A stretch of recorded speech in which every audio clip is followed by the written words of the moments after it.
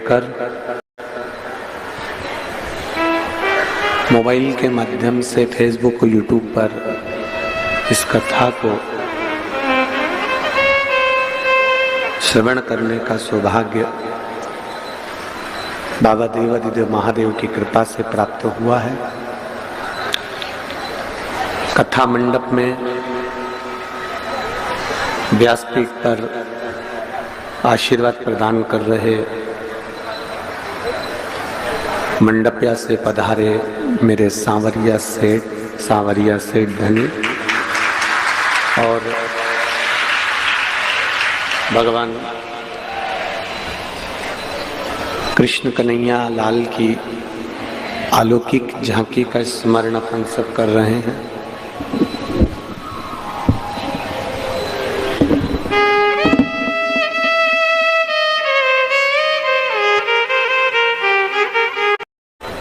और इस तत्व ग्रहण करने के लिए और आशीर्वाद देने के लिए पधारे हैं। कथा मंडप में ही विराजमान संत ब्राह्मण साधुजन गुरुजन एवं भगवान की अविरल भक्ति और मुक्ति का पथ निश्चित करने के लिए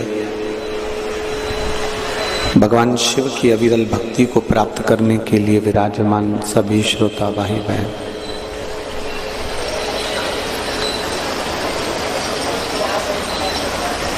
बड़ी कठिनता से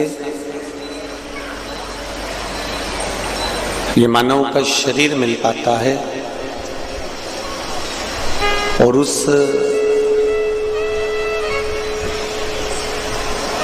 मानव के शरीर को प्राप्त कर हम परमात्मा की शरणागति में पहुंचकर परमात्मा के भजन को कर पाते हैं।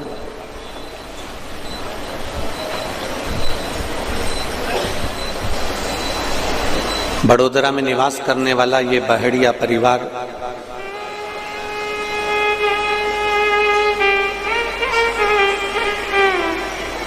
जिनके सुपुत्र श्री काव्य जी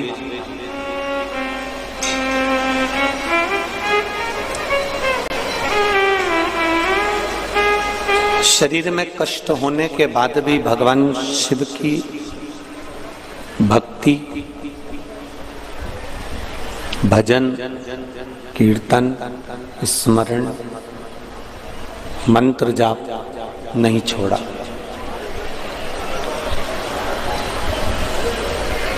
एक छोटी सी उम्र पाकर छोटी सी उम्र में रहने के बाद भी भक्ति का पथ निश्चित रखा है।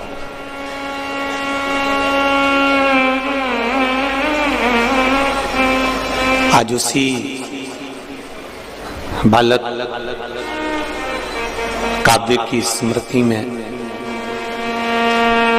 बहेड़िया परिवार इस पावन कथा को करा रहा है।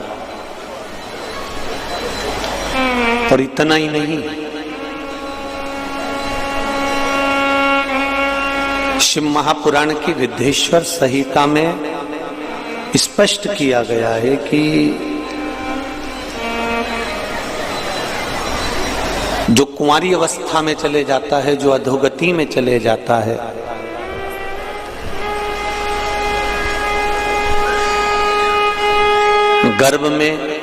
गर्भ से बाहर निकलने के बाद जो कुंवारी अवस्था में चले जाता है, उसकी गति, उसकी मुक्ति, उसका मोक्ष एक शिव महापुराण की कथा कर देती है। कहते हैं जिसको तर्पण भी ना मिले, जिसको तिलांजलि भी ना मिले, जिसको जल भी ना मिले, जिसको ब्रह्म भोज भी ना मिले, कितना भी भटक रहा हो, उसकी मुक्ति का एक साधन हो जाता है। वो है भगवान शिव की अपार आनंद देने वाली शिव महापुराण की कथा, जो सुख प्रदान करती है। रिटर्न बढ़ रहा है, रिटर्न ना आ रहा।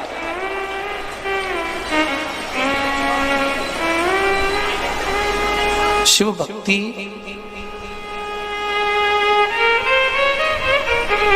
भगवान शंकर का भजन, भगवान शंकर का कीर्तन, भगवान शिव का मंत्र जाप, नाम जाप, ये कहीं ना कहीं हमको फल जरूर देता है।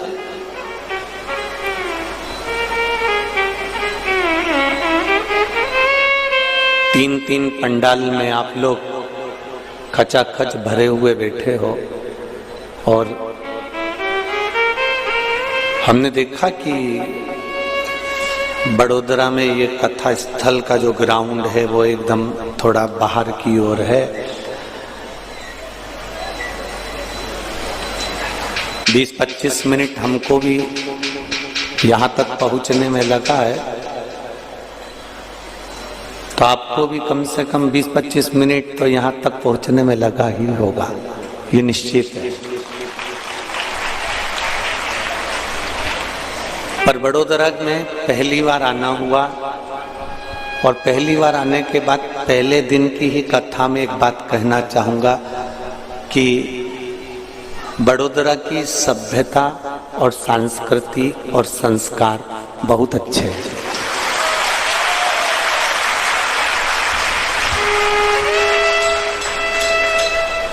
आपसे तो नहीं मिला अभी याद, पर यहाँ की जो रोड बनी हुई हैं उन रोडों के जो नाम लिखे हैं उससे मालूम पड़ता है कि कितना संस्कार झलकता है। काशी विश्वनाथ रोड, कुबेरेश्वर रोड, संत road, Gokulnath road, Gokulnath society, Vallabh society, ये सब देखकर ऐसा लगता है कि कहीं ना कहीं बड़ोदरा में संस्कार तो खूब है, ये निश्चित।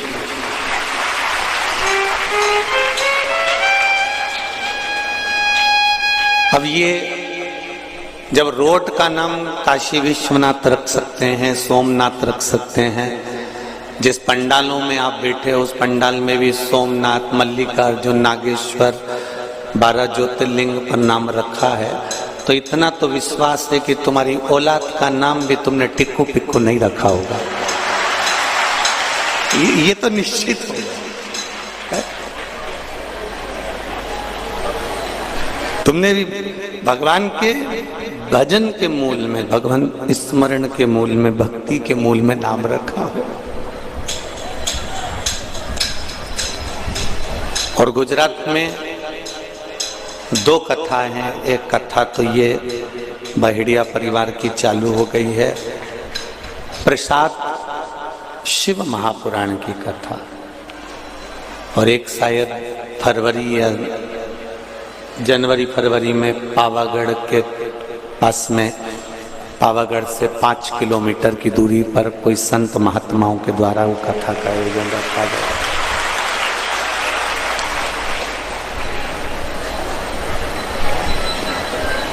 शिव कथा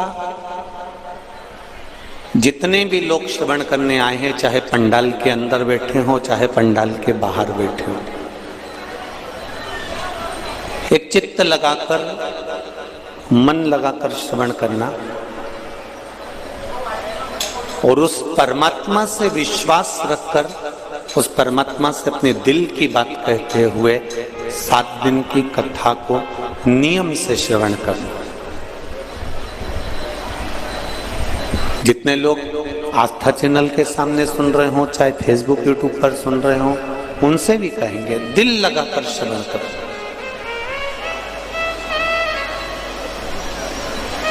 मन और हृदय, इन दोनों का जो दरवाजा है ना वो बड़ा विचित्र है।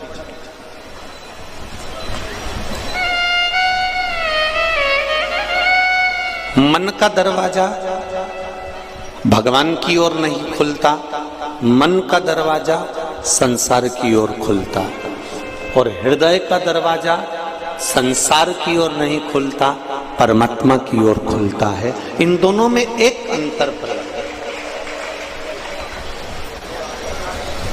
मन को आप भगवान में ले जाने का प्रयास करेंगे, मन को आप भक्ति में ले जाने का प्रयास करेंगे, मन को आप सत्संग में ले जाने का प्रयास करेंगे, मन को आप कीर्तन में ले जाने का प्रयास करेंगे, ये मन भटकेगा। थोड़ी देर तक भजन में चले जाएगा, थोड़ी देर कीर्तन में चले जाएगा, थोड़ी देर मंत्र जाप में चले जाएगा, थोड़ी देर स्मरण में चले जाएगा, उसके बाद ये मन भटक कर फिर संसार में चला जाएगा।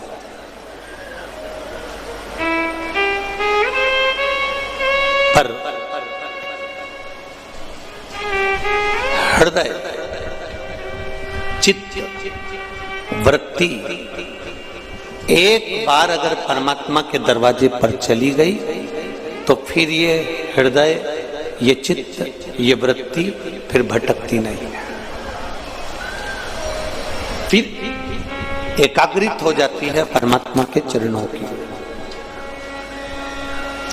तेरी कृपा बिना न हिले एक भी अणु, लेते हैं श्वास तेरी कृपा से तनु तनु। बखान क्या करूं मैं राखों के ढेर का, चपटी भभूत में खजाना कुबेर का। हे गंगाधार मुक्ति द्वार ओमकार, बोले ओमकार तू, आयो शरण पिया शंभु तार तार तू। ये हृदय का जो दरवाजा है, हृदय का जो द्वार है, वो परमात्मा की ओर खुलता है, और मन का जो द्वार है, मन का जो दरवाजा है, वो संसार की ओर खुलता है।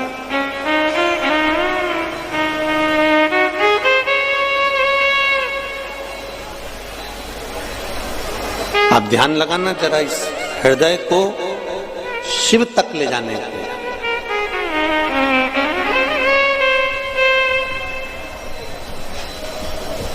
पूरा राष्ट्र शिव प्रसाद, शिव महापुराण की कथा को सुनने के लिए ललायित है। संपूर्ण राष्ट्र 2 दिन से लगातार लोगों के मैसेज आ रहे हैं कि शिव प्रसाद कथा की बड़ी उत्सुकता है कि शंकर जी के प्रसाद की महत्वता को हम जानेंगे।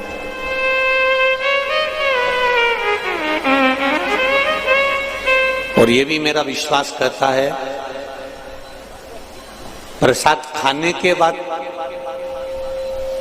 आनंद जरूर आता है, चाहे नाथद्वारे का प्रसाद खा लो, चाहे सांवरिया सेठ का खा लो, चाहे तिरुपति का खा लो। यदि प्रसाद खाने के बाद आनंद प्राप्त होता है, जरूर उसका फल मिलता है, तो एक बात निश्चित है कि शिव प्रसाद, शिव महापुराण की कथा सुनने के बाद भी तुम्हें जरूर कुछ ना कुछ प्राप्त होने वाला है, ये निश्चित है। बस उसको आप दिल से, हृदय से, चित्त से, मन से उसको रमाओ।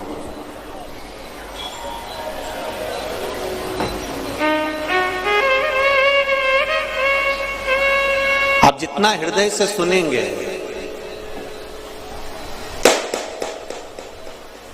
आप जितना हृदय से श्रवण करेंगे, पीछे की साउंड की आवाज बढ़ा दीजिए, सबसे पीछे, सबसे पीछे, और पीछे की एलईडी भी चालू कर दीजिए।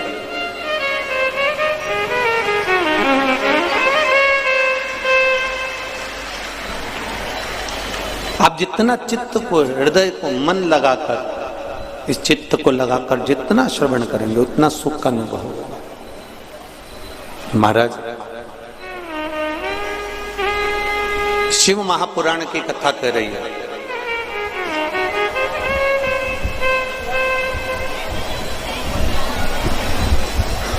नींद आ रही है और बच्चे सोने नहीं दे आपको, तो आप बच्चे को डांट सकते हो।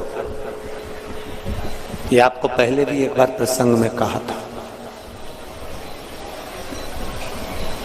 नींद आ रही है और भरचक आ रही है और बच्चे सोने नहीं देंगे आपको, तो आप बच्चे को डांट सकते हो।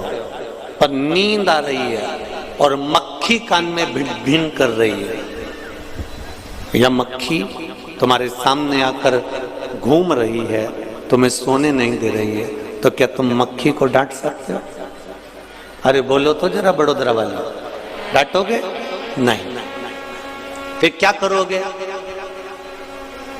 बच्चे सोने नहीं देंगे तो बच्चों को डांटा जा सकता है, पर मक्खी सोने नहीं देगी तो मक्खी को डांटा नहीं जा सकता। एक काम कर सकते हो कि चद्दर ओढ़ लोगे, रजाई ओढ़ लोगे, या फिर मच्छरदानी लगाकर मुंह को ढाककर सो जाओ। इसको समझदारी कहते हैं, इसको विद्वत्ता कहते हैं। अब जरा ध्यान दीजिएगा कि मक्खी को ना हम डांट रहे हैं, मक्खी को ना हम भगा रहे हैं। मक्खी से बचने का तरीका हमने ढूंढ लिया कि मुख पर चद्दर ओढ़ लो और रजाई ओढ़ लो या मुख ढाक लो, तो आप मक्खी आपको परेशान नहीं करेगी। उसी तरह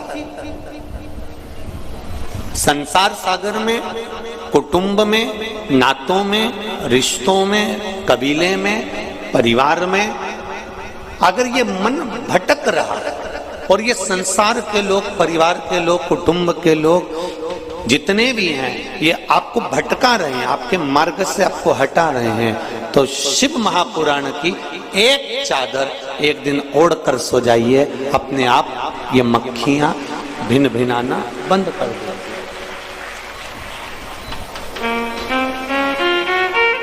इस चित्त को, इस मन को, इस बुद्धि को, इस हृदय को आप परमात्मा में लगाना प्रारंभ कर दो। आप उस परमात्मा के पास में इस चित्त को ले जाना प्रारंभ कर दो। मैंने तेरे ही भरोसे ओ बाबा, तेरे ही भरोसे हवा बिच उड़ती जावांगी, बाबा डोर हथों छड़ी ना मैं कटी जावांगी, भोले मैं तेरी पतंग, शंभो मैं तेरी पतंग। इस चित्त को जब ये भटक रहा हो, ये मन जब भटक रहा हो, ये हृदय जब भटक रहा हो, तब उसके लिए सबसे सुंदर साधन है भगवान का भजन, भगवान की अविरल भक्ति। शिव महापुराण की कथा कर रही है।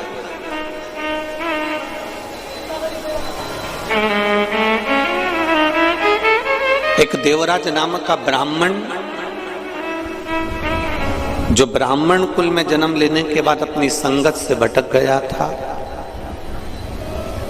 अपनी संगत से भटक गया और संगत से भटकने के बाद वो शिव मंदिर में थोड़ा सा धन चोरी कर कर शंकर के मंदिर में जाकर बैठा।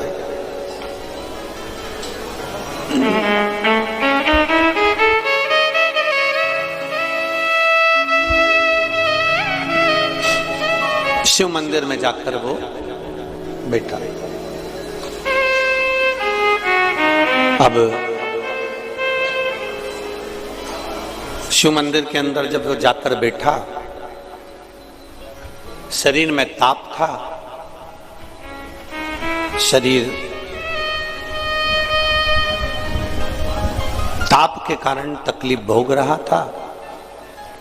एक ब्राह्मण देवता उसी मंदिर में बैठकर शिव महापुराण की कथा का वाचन कर रहे थे। ये सब कथा आपने इस व्यासपीठ के माध्यम से बार बार सुनी है, पर कथा का जो नियम है उसके अनुसार महत्तम का जो वर्णन है उसको हम श्रवण कर रहे हैं। ब्राह्मण का कर्म था कथा कहना, तो ब्राह्मण अपने आनंद के साथ उस कथा को कह रहा है। अब देवराज नाम का ब्राह्मण उस कथा को कितना ले रहा है ये उसके ऊपर है।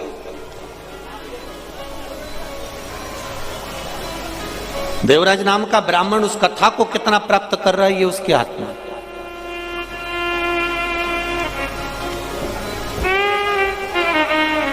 ₹100 लगाकर ऑटो में, 150 रुपए खर्च कर कर ऑटो में आप इतनी दूर कथा सुनने के लिए आए। अब ये आपके ऊपर है कि आप कितना ग्रहण कर रहे हैं, कितना प्राप्त कर रहे हैं। भगवान शिव से आप कितनी दिल की बात अपने देवाधिदेव महादेव से कह रहे हैं और भगवान शंकर से अपने हृदय से गुणगान कर रहे हैं। आपने लगाया ₹100 ऑटो में खर्च कर दिया, उससे कह दिया भैया मुझे वहां तक छोड़ आना, वो छोड़कर चले भी गया। आपने पति से भी कह दिया कि मुझे वहां तक छोड़िया, मुझे वहां तक ले जाओ। आपने अपने बच्चों से कह दिया मुझे कथा के स्थान तक छोड़िया।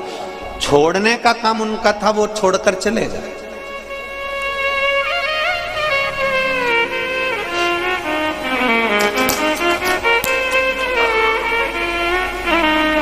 भेजने का काम उनका था, उन्होंने भेज दिया।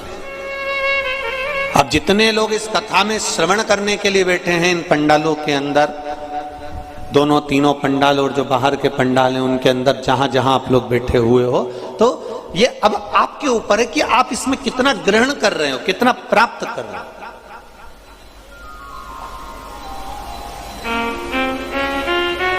₹21,600 श्वास प्रतिदिन मनुष्य के शरीर से निकलती है। 3.5 करोड़ रोम छिद्र ये मनुष्य के शरीर में है और 21,600 श्वास रोज प्रतिदिन निकल रही है। और उस श्वास का बस यही एक क्रम है कि निकलने वाली श्वास तो निकल रही है, श्वास आना जाना तो चालू है, पर हम उस 21,600 श्वास में से कितनी श्वास में हम भगवान का भजन कर रहे हैं, हम कितनी श्वास परमात्मा को समर्पित कर रहे हैं, हम कितनी श्वास में भगवान भगवत नाम का, भगवान के नाम का गुणगान कर रहे हैं।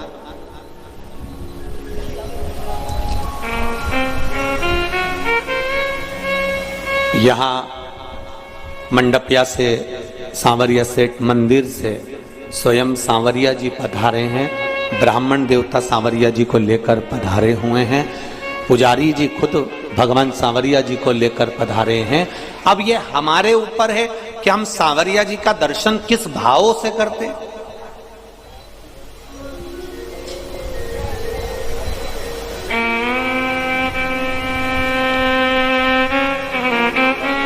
हम किस भाव से भगवान को प्राप्त करते हैं। कई लोग ऐसे भी होते हैं जो मंदिर तक चले जाते हैं, जैसे देवराज नाम का ब्राह्मण मंदिर तक गया है, मंदिर के अंदर भी पहुंच गया है, मंदिर की चौखट पर भी पहुंच गया है, मंदिर के अंदर जाकर बैठ भी गया है, पर मंदिर के अंदर बैठने के बाद भी उसका चित्त नहीं लग पाया, उसका मन नहीं लग पाया, उसका हृदय नहीं लग पाया। पहुंचने से क्या है, पहुंचने को तो तुम कहीं पर भी पहुंच जाओ, पर दिल भी तो लगना चाहिए, हृदय भी तो लगना चाहिए, मन भी तो लगना चाहिए।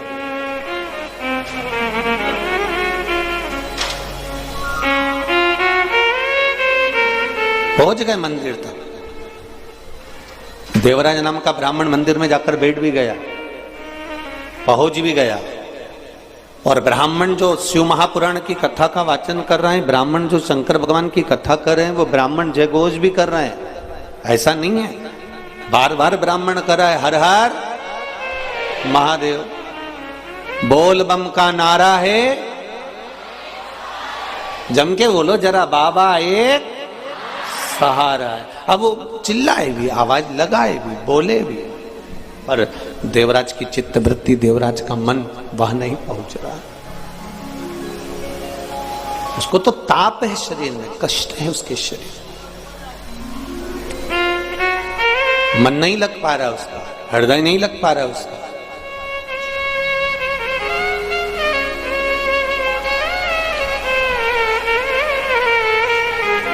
तब देवराज मंदिर से बाहर निकल गया। उसने कुछ लिया नहीं है उस मंदिर से, उस मंदिर से उसने कुछ प्राप्त नहीं करा, उस मंदिर से उसने कुछ लिया नहीं। मंदिर से बाहर देवराज पहुंच गए, एक बेलपत्री के वृक्ष के नीचे जाकर बैठ गए। अभी भी उसका मन, अभी भी उसकी चित्तवृत्ति भगवान के प्रति नहीं है। ब्राह्मण देवता ने जो शिव महापुराण की कथा कही, उसमें उसको लगा कि महाराज बार बार क्यों चिल्ला रहा है, हर हर महादेव क्यों बोल रहा है, और इतनी तेज तेज हर हर महादेव बोल रहा है, मेरा सिर दुख रहा है, और वो चल दिया।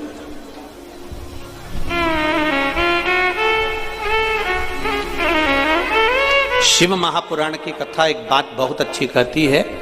शिव महापुराण का कुमार खंड कह रहा है, यदि शिव महापुराण की कथा जहां होती है, जिस क्षेत्र में होती है, उस क्षेत्र से निकलकर कोई व्यक्ति अगर अनायास अंदर कथा स्थल तक पहुंचा भी नहीं है, वो भगवान की कथा में पहुंचा भी नहीं है, वो कथा में गया ही नहीं है, उसके बाद भी वो व्यक्ति केवल मार्ग से बाहर से निकलकर जा रहा है, और कोई कथा श्रवण कर कर जाने वाले व्यक्ति या कथा के मार्ग से जाने वाला व्यक्ति उसके सम्मुख में अगर आ भी जाता है और उसकी भूल से भी दृष्टि उस व्यक्ति पर पड़ जाती है, तो उसकी 71 पीढ़ी आपरूप तर जाती है। मात्र शिव महापुराण के कथा का रसतत्व ग्रहण करने वाले जीव का दर्शन मात्र से ये जीव फल प्राप्त कर जाता है।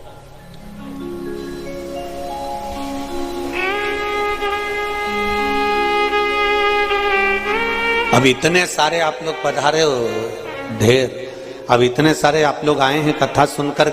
जिस ऑटो में बैठकर जाओगे, गाड़ी में बैठकर जाओगे, कोई अगर कथा में नहीं भी आया है ना, तो वो गाड़ी में बैठे हो ना, तो उस गाड़ी में भी अगर तुम्हारे कपड़े का स्पर्श भी हो गया, तुम्हारे से छूकर कोई हवा उस तक पहुंच भी गई, तो अब जरा विचार करो, इतने आए हो, और जो बड़ोदरा के नी भी आए ना, ये निश्चित है शिव महापुराण की कथा उन तक का कल्याण करने वाली है, क्योंकि कहीं ना कहीं किसी ना किसी रूप में ये पवन, ये हवा, और आप जिस मार्ग से, जिस कॉलोनी से, जिस सोसाइटी से, जिस रास्ते से आए हो, वहां तक तो जाओगे, अपने घर तक तो पहुंचोगे। और ऑटो वाला कहां तक छोड़ देगा तुमको? नीचे तक, बिल्डिंग तक तो जाओगे। उस बिल्डिंग तक पहुंचने में भी तो 8-10 घर पड़ेंगे। 8-10 घर में तुम्हारे पांव की रज तो गिरेगी, और गिरेगी तो कल्याण तो करेगी। अभी की कथा हुई थी इंदौर में, तो हमने कहा था वो कोरोना की जो बीमारी होती है ना, उसकी जो कोरोना का जो इन्फेक्शन है, जो बीमारी है, कैसे फैलती है? छुआछूत से। तुमने कोई का कपड़ा छू लिया, बीमारी लग गई। बोलो सही है कि गलत है? अरे जम के तो बोलो, सही है। तुमने कोई हाथ लगा लिया, बीमारी हो गई। कोई गेट छू लिया, बीमारी हो गई। हॉस्पिटल का कोई सामान छू लिया, बीमारी हो गई। सब्जी का बैग उठा लिया। इसलिए पहले जब जैसे ही कोरोना चला तो पहले ही मना कर दिया कि साफ बंद कर दिया। बंद करने का कारण क्या था? तुम्हें घर में लाकर बिठा दिया कि तुम कहीं जाओगे नहीं तो छुओगे नहीं। पर फिर भी लोग इतने चतुर हैं,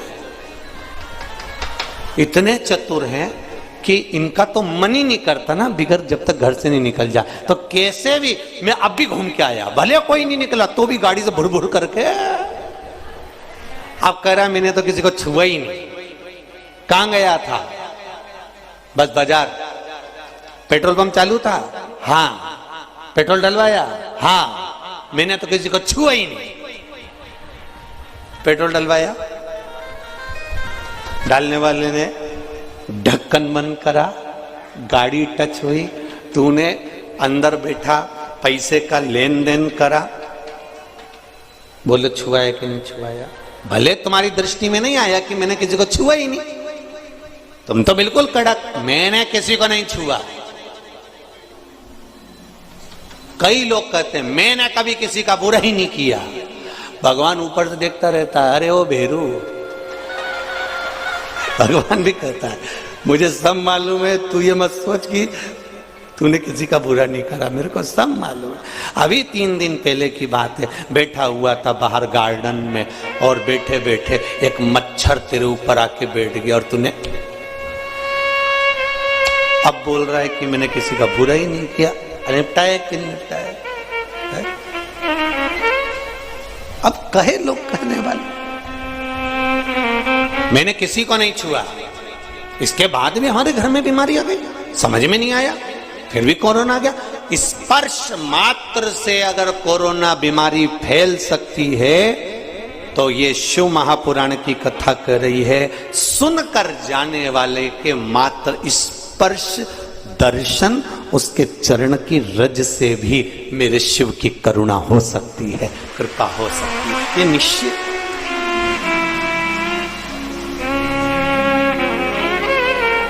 बिल्कुल निश्चित।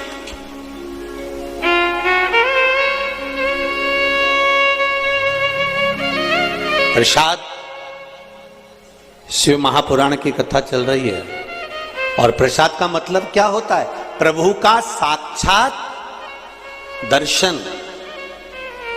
प्रसाद जो अपन लिखते हैं प्रसाद, उसका मतलब ही केवल इतना है कि प्रभु का साक्षात दर्शन।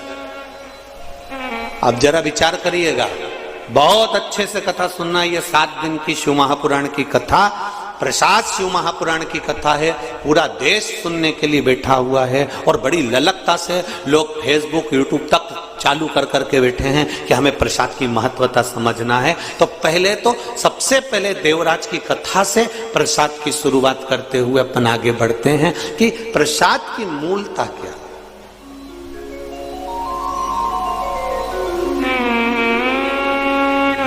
प्रभु का साक्षात दर्शन। अब विचार करिएगा, तुम बद्रीनाथ नहीं गए, तुम्हारा रिश्तेदार बद्रीनाथ गया और बद्रीनाथ से प्रसाद लेकर आया और तुम्हें दिया। बोलो दिया कि नहीं दिया? चलो जाने दो, अभी ये भी जान दो। आज की ही बात देख लो, हमारे बहेड़िया परिवार में हम लोग रुके हुए, अब आज हमारी ट्रेन भी लेट हो गई 3-4 घंटा।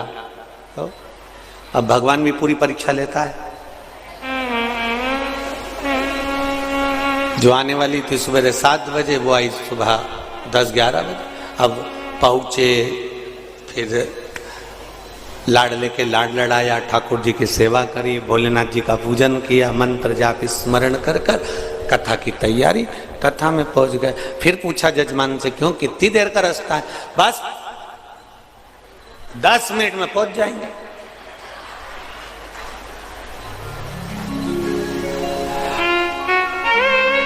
अच्छा है इन सबकी रिश्तेदारी यमराज से नहीं है, नहीं तो ये यमराज इनसे पूछ ले, क्यों रे कमला बाई को लेके जाना है, कितनी बजे आऊं? बस 10 मिनट में आ जा। और मालूम पड़े कमला बाई उससे पहले की भग गई राम जी। अब इसका क्या ठिकाना? अब ये बोले 10 मिनट का रास्ता है गुरुजी। स्टेशन से चले थे जब भी यही बोले थे 10 मिनट में घर पहुंच जाएंगे, और घर से चले भी कथा स्थल तक तो भी यही बोले 10 मिनट में कथा स्थल। और मालूम पड़े घड़ी का कांटा देख देख देख देख। अब हमने सोचा कि टाइम पे पहुंच जाएं तो कम से कम ये इतने पत्र आते हैं तो पढ़ने में आ जाते हैं। अब टाइम पे पहुंचे ही नहीं तो पत्र क्या खाक पढ़ो। अब 10 मिनट में, इतने में वो बच्चा गाड़ी चला रहा था, क्या नाम उसका, हम तो नाम स्मरण नहीं है हमको इतना। हमने उससे कहा जरा जल्दी चलाओ, उसने आगे वाले को फोन लगाया, जरा जल्दी चलाओ। आगे वाले ने आगे वाले को लगाया, जल्दी चलाओ। सबने लगा दिया पर चला कोई नहीं, सब वैसे की वैसे ही चला।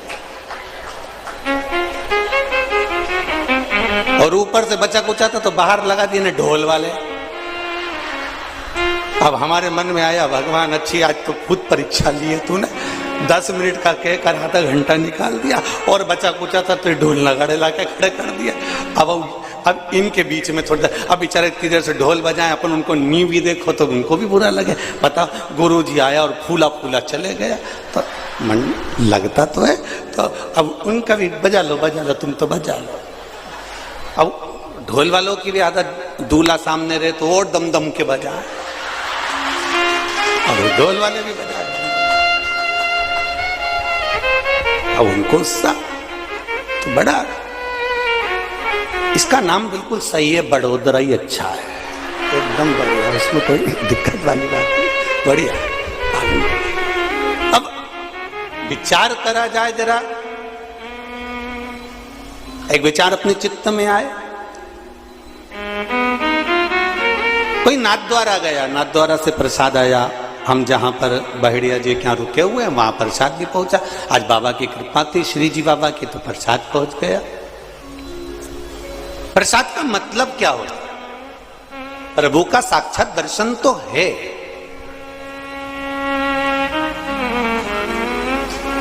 मना नहीं है कि प्रभु का साक्षात दर्शन नहीं, प्रभु का साक्षात दर्शन तो है, पर प्रसाद लेकर आने वाला, प्रसाद देने वाला, प्रसाद पहुंचाने वाला, ये सब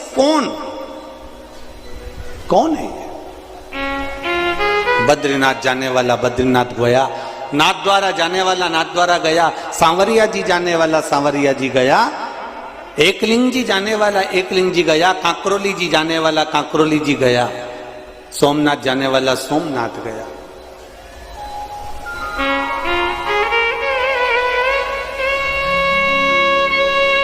जाने वाला जा रहा है और लाकर प्रसाद तुम्हारे हाथ में दिया, उसका सार तत्व क्या है?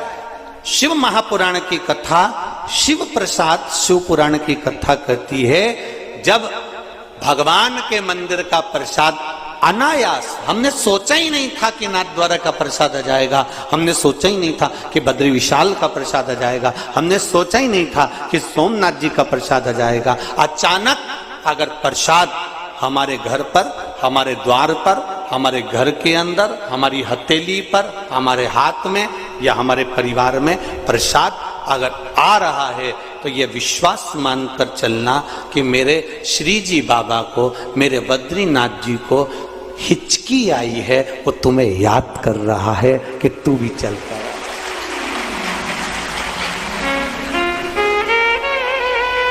उसको याद, उसने प्रसाद के माध्यम से, प्रसाद देने के माध्यम से, प्रसाद के माध्यम से उसने ये खबर करवा दी, प्रसाद के माध्यम से उसने सूचना करवा दी कि ये प्रसाद मैं भेज रहा हूं, इसका मतलब ये है कि केवल कि आप मेरे नजदीक तक, आप मेरे करीब तक आ जाइए, आप मेरे पास आ जाइए। महाराज, प्रभु का साक्षात दर्शन। देवराज नाम का ब्राह्मण मंदिर को छोड़कर जब जाने लगा, मंदिर से बाहर निकलकर, जब देवराज नाम का ब्राह्मण मंदिर को छोड़कर जा रहा है, ब्राह्मण ने हर हर महादेव कर कर आवाज लगाई है, और आवाज लगाकर ब्राह्मण ने शब्द कहा, अरे बांधव थोड़ा रुकिए। देवराज नाम का ब्राह्मण मंदिर से निकल रहा है, उसके शरीर में ताप पड़ रहा है, बांधव जरा रुकिए, आप रुको थोड़ा।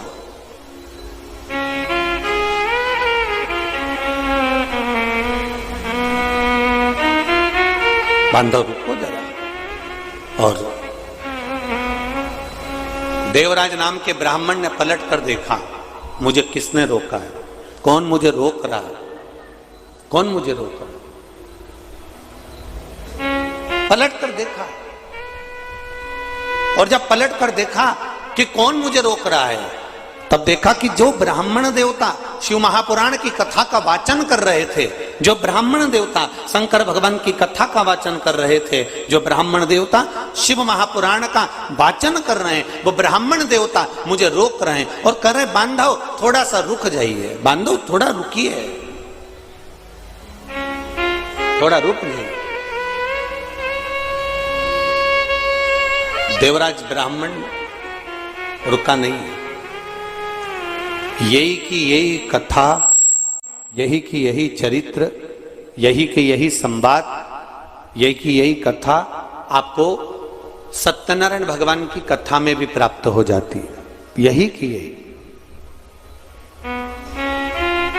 भगवान सत्यनारायण की कथा में भी आपको ये प्राप्त हो जाता है। यदि आपने श्रवण करी हो श्री सत्यनारायण भगवान की कथा, तो उसमें आपको ज्ञात होगा सत्यनारायण भगवान की कथा में कि एक राजा अपने राज्य से निकल कर जा रहा है, वन में भ्रमण करता करता जा रहा है, वन में डोलता हुआ जा रहा है, और वहां सत्यनारायण भगवान का पूजन हो रहा था, और पूजन होते हुए देखकर उसने प्रणाम ना करा, प्रसाद दिया, उसने प्रसाद ग्रहण नहीं करा और उस प्रसाद को छोड़कर चल दिया। प्रसाद की अवज्ञा हो गई, उसका राज सत्ता नष्ट हो गया। अर्थात प्रसाद की अवज्ञा से मतलब क्या? प्रसाद को स्वीकार नहीं करना, प्रसाद को स्वीकार नहीं करना। महाराज शिव महापुराण की कथा कर रहे, भगवान शंकर का चरित्र कर रहा है, भगवान शंकर का संवाद कर रहा है। अब जैसे देवराज ब्राह्मण के सम्मुख में बार बार आवाज लगाकर कहा गया, शब्द कहे गए, देवराज ब्राह्मण के सम्मुख में फिर आवाज लगाकर कहा, अरे बांधव रुको, ए बांधव रुको। उसके बाद भी देवराज नाम का ब्राह्मण नहीं रुका, वो अपने गंतव्य की ओर, अपने मार्ग की ओर चलता जा रहा, चला गया। अब देवराज ब्राह्मण ने पलटकर जरूर देखा पर रुका नहीं है, और वो देवराज ब्राह्मण एक बेलपत्री के वृक्ष के नीचे जाकर बैठ गया। जब बेलपत्री के वृक्ष के नीचे जाकर बैठा, वहां जाकर विराजमान हुआ, तब समय आया, और ये कथा आप लोगों ने सुनी है कि यम के दूत आ रहे थे, उनको रोककर भगवान शंकर के गण आ गए, भगवान शिव स्वयं आ गए, और भगवान शंकर स्वयं आकर उनको लेकर जाने लगे। भगवान स्वयं उनको लेकर जाने लगे। बोल विश्वनाथ भगवान की हरि।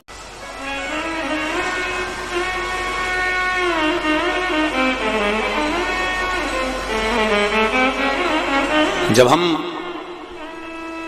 द्वार पर से घूमकर भगवान का दर्शन करते हैं तो मणिभद्र की कृपा, भगवान शिव का जो द्वारपाल है मणिभद्र, उसकी कृपा हम पर जरूर होती है, उनकी उदारता, उनकी दया हम पर जरूर होती है,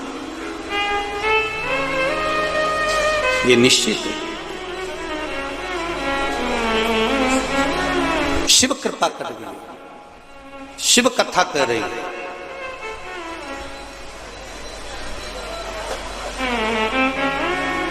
भगवान शंकर को जो चीज समर्पित होती है, भगवान शिव को जो समर्पित किया जाता है, भगवान शंकर को जो चढ़ाया जाता है, शिव से वापिस हम जो प्राप्त करते हैं वो शंकर भगवान की औषधि के रूप में प्राप्त करते हैं।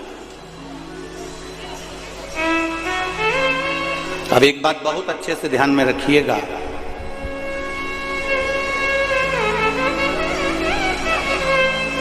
किसी संत के दरवाजे पर, किसी सदगुरु के द्वार पर, भगवान की चौखट पर, भगवान के मंदिर में, देवालय में जब हम जाते हैं तो हम संत के द्वार पर जब हम जाते हैं तो कुछ ना कुछ उस संत के द्वार से बन सके, तो आप वहां से जो प्रसाद लेकर आ रहे हैं, जो आप प्राप्त कर कर ला रहे हैं, वो केवल प्रसाद नहीं होता, केवल प्रसाद नहीं है वो। शिव महापुराण की कथा ये तक कहती है कि केवल वो प्रसाद नहीं है, यहां तक शिव पुराण कह रही है कि जिस संत के द्वार का हम वो प्रसाद लेकर आ रहे हैं, जिस मंदिर का हम वो प्रसाद लेकर आ रहे हैं, वो प्रसाद ही नहीं रहता, केवल वो औषधि भी निर्मित हो जाती है। अगर भगवान के श्री विग्रह से वो स्पर्श मात्र हो जाए तो औषधि भी हो जाए।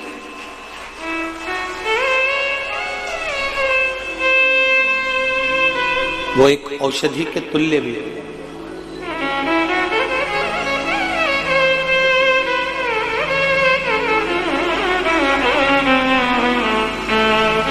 कभी सांवरिया जी जाएं, कभी नाथद्वारा जाएं, कभी काकरोली जी जाएं, कभी सोमनाथ जी, कभी तिरुपति जाएं, कभी द्वारका जी जाएं। आप होटल में भोजन करो, मना नहीं है, करते ही हो, जाकर आप बुकिंग करेंगे, होटल में रुकेंगे, धर्मशाला में रुकेंगे, भवन में रुकेंगे, तो बाहर भोजन करेंगे। पर कभी अगर मौका लग जाए द्वारकाधीश जाने का, सोमनाथ जाने का, या नाथद्वारा जाने का, या सांवरिया जी, या जहां आप जाते हैं, काकरोली जी, एकलिंग जी, जहां जाएं, वहां जाकर आप एक बार पूछें, क्यों साहब